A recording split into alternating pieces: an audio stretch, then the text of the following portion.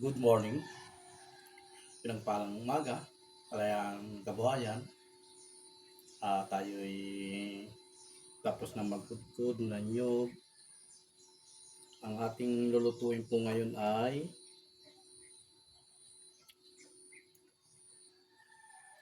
gabi, daon ng gabi. At ating gagataan po ang daon ng gabi ngayong araw na to. Ito po yung ating magiging ulam. Tapos, ito po ang ating isasahog, mega sardinas. Mega sardinas. Ito po yung gabi na natitira. Marami pa po ito, marami pa. Pag naluto ito, marami pa po. Tapos ito po ang ating sahog, sardinas. At ating pipiga na po itong ating kumakain ng biskuit pita.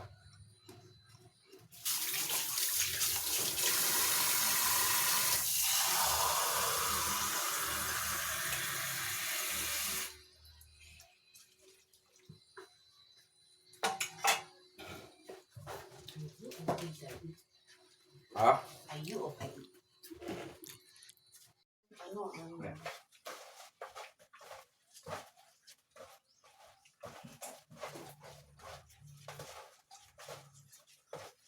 Gusto mo, dito mo na siya ilagay. Para may lasa. Hindi ko natatanggalin yung ano. Ito mo na ilalagay yung gabi, di ba? Oo, yung gata. Yung bata, yung pangalawa, no?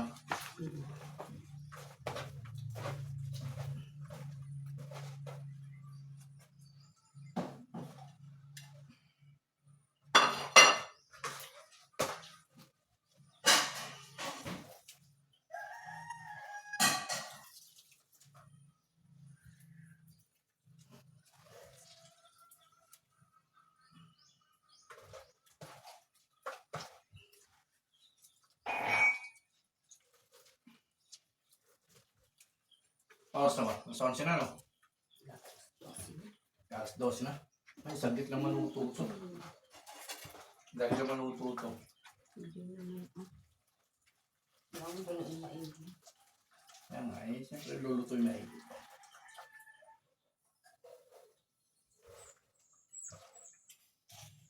Kaya dati nagluto akong ganito nasunog eh. Sunog na ilaw. Ano? Di ba sunog na ilaw yung pagkaluto ko? Kasi yung ating salaan. Ito dati oh. Ito tumian mo lang. Wala. Ako lang nakita mo. Ano ka?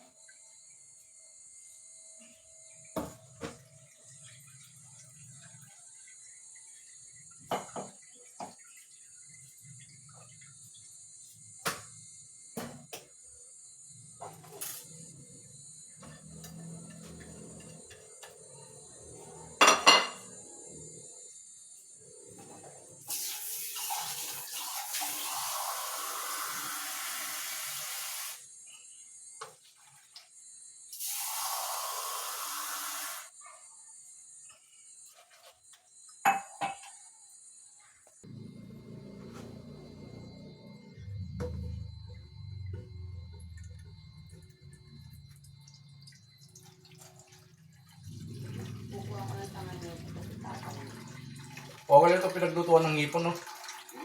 Para malasa lalo, masarap.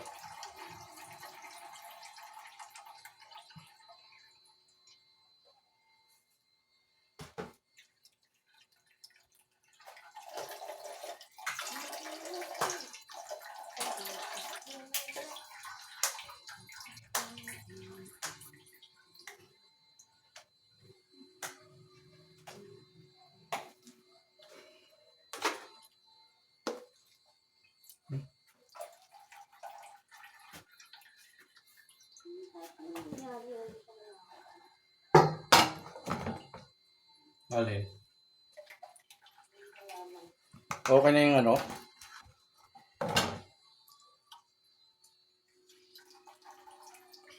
Okay. Tapos na.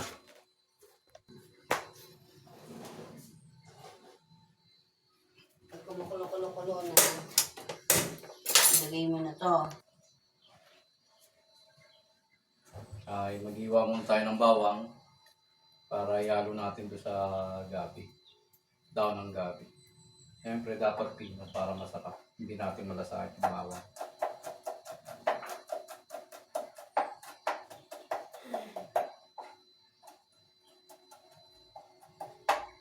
Please follow and share to my YouTube channel. Paki-like po, subscribe.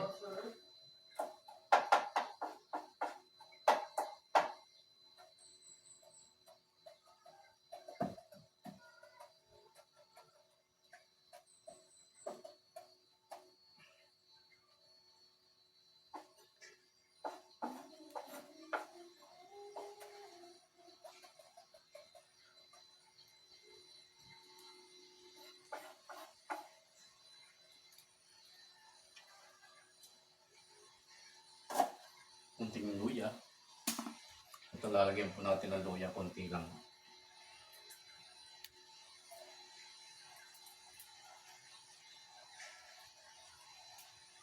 Kala ko maambo na naman.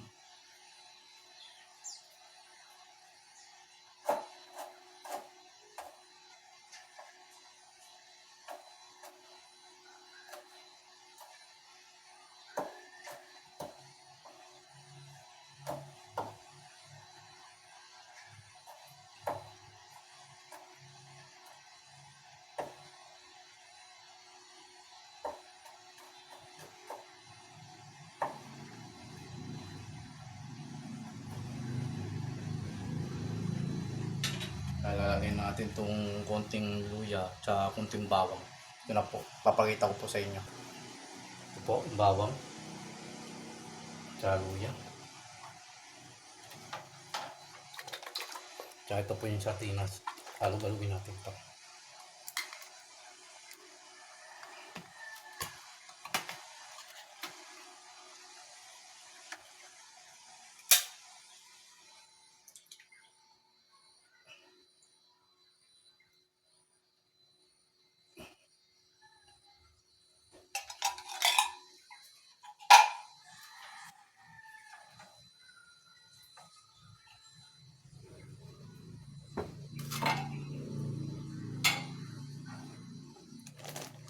Tapos ito na yung ating mamaya lalagyan natin ng veggie. Timpla na natin para malasa. Okay, tama na yun, baka masobra naman. Tapos itong asin, ito pa yung asin natin lalagay. Itong pinagpiga natin ng nyog, ipapakain natin sa ating mga alagang manok. Andyan, nakabantay sila. Pero maambon po rito sa aming lugar naman, maambon. Yan. Papakain natin, lahat sila ay nakapwesto lang rito. Yan, para maubos nila itong pinagpigaan ng gata.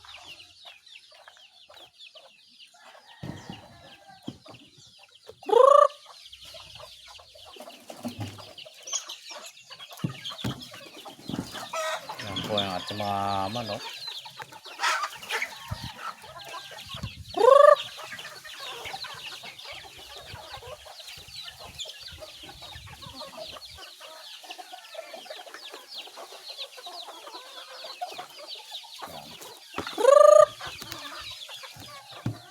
Sila mabusog na kasi kaya hindi pa masyadong nagkakain, pero okay yan.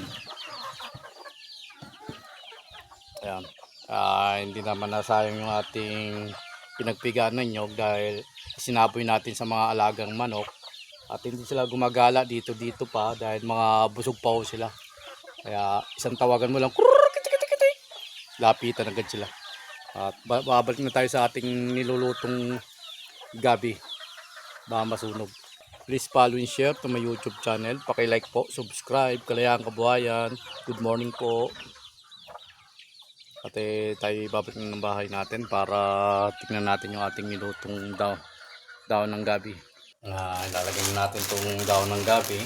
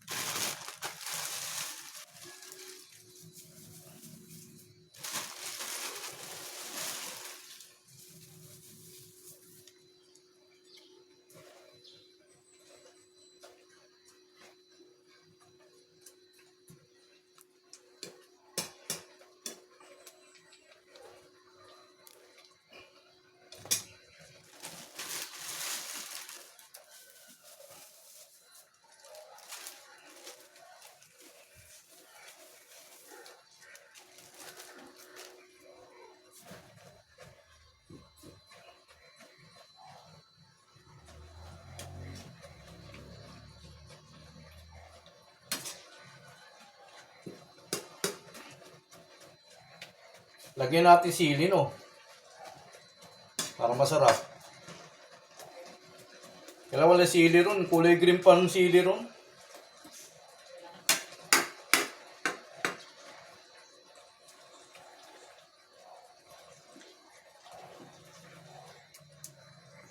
Lalagyan natin ng sili para masarap po ito. Ito pa yung sili na ilalagay natin. Kulay green pa. Wala po yung kulay pula eh.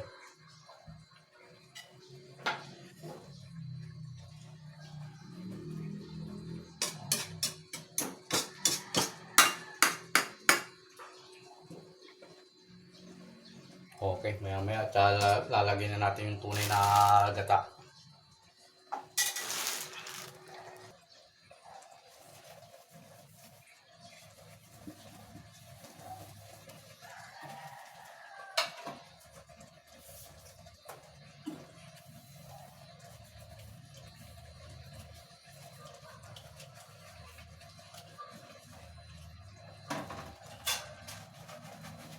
Para mamaya, pagkain namin, wala nang kalat dito sa lababo. Kaya hugasan na natin habang nagkantay tayo ng maluto yung daon ng gabi.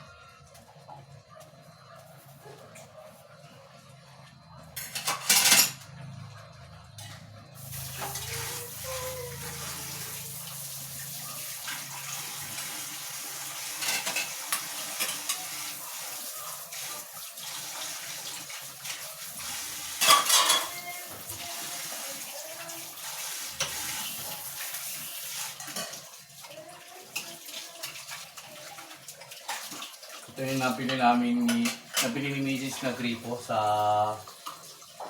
Shopee. Tingnan nyo, pag ganito, pang shower. Pag ito, maganda naman ang pamugas. Oh. Pag gusto mo maglalaro ng tubig, kaganyanin mo.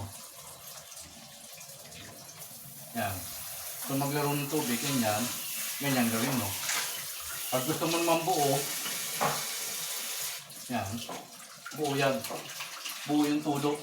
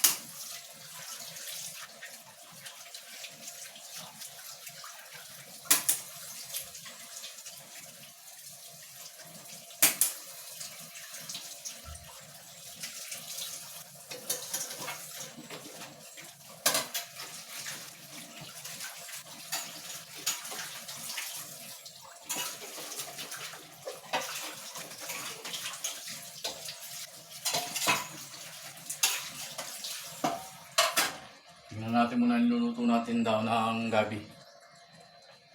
Ito po yung daw ng gabi, niluluto natin, babalitarin ko lang.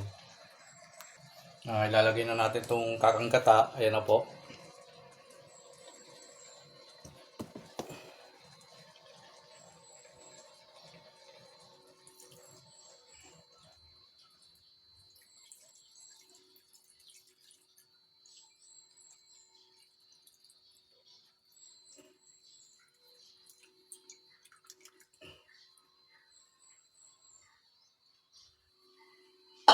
Ayan na po yung ating gabi. Ayan. Naglalangoy na po siya sa gata.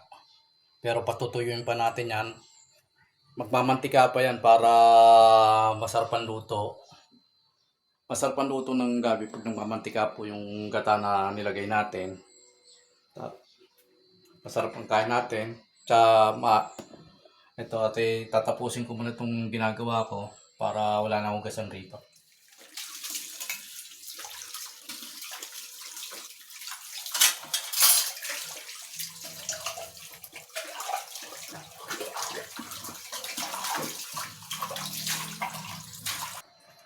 Tapos na tayo maghugas. Palinis na rito sa ating lababo.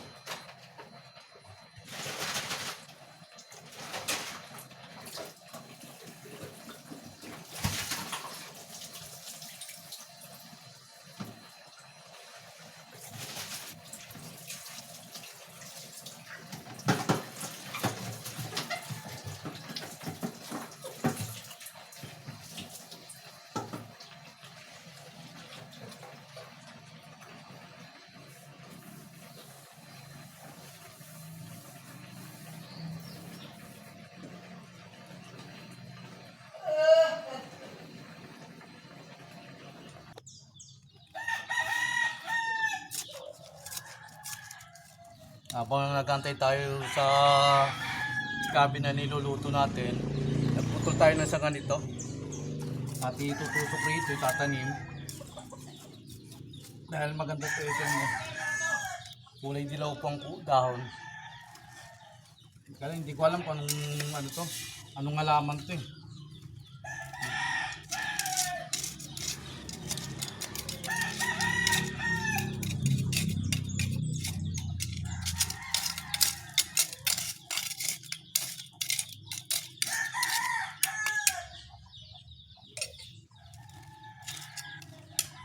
Okay na. Bubuhay na yan. Kailan parang baliktad ata.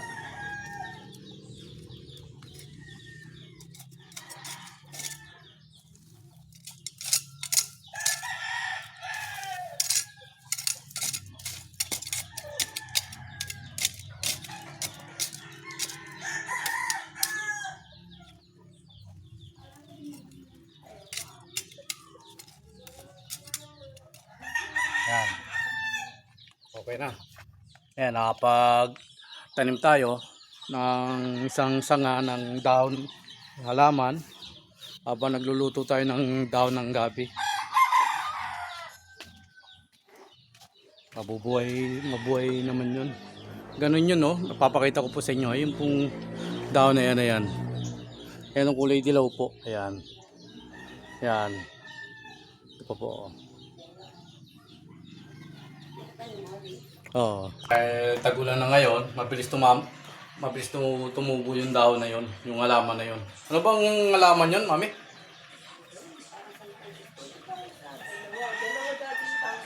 Meron pa dyan? Ayun, dalawa. Ito na po yung ating nilutong dahon ng gabi. Ayun na po. Nagmamantika na po siya. Ayan, nagmamantika na po. Konting oras pa, konting minuto pa, at sasandukin na natin yan para tayo ay kumain na. Ang ating kanin ay nakapagsaing na tayo, nakapagluto na tayo. Yun na lang ulam na yun ang inaantay natin para makakain na po tayo. Saan ba yung offer na? Sa Instagram na.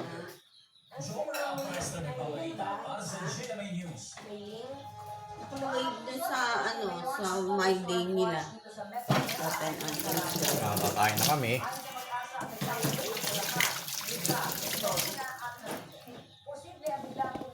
Nakakain na po kami. Samahan niyo po kami sa aming pagkain. Nagpalang tanghali. Kaya nga bayan. Go, go, let's go.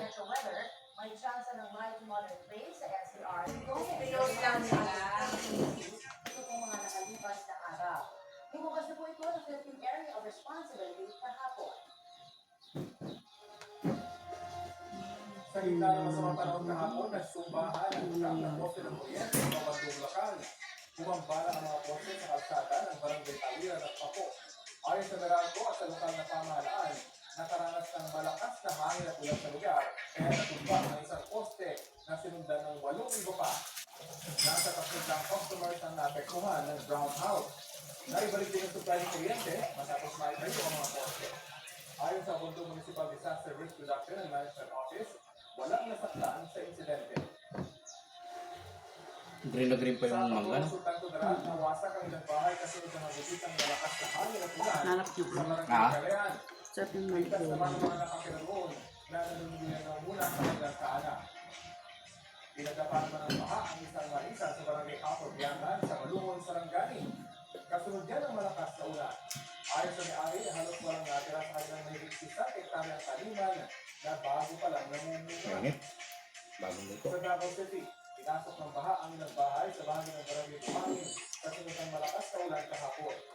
Agad inakyat ng mga residente sa mataas na lugar ang kanilang mga gamit para hindi mabasa. Ayon sa pag-asa, thunderstorm ang nagdala ng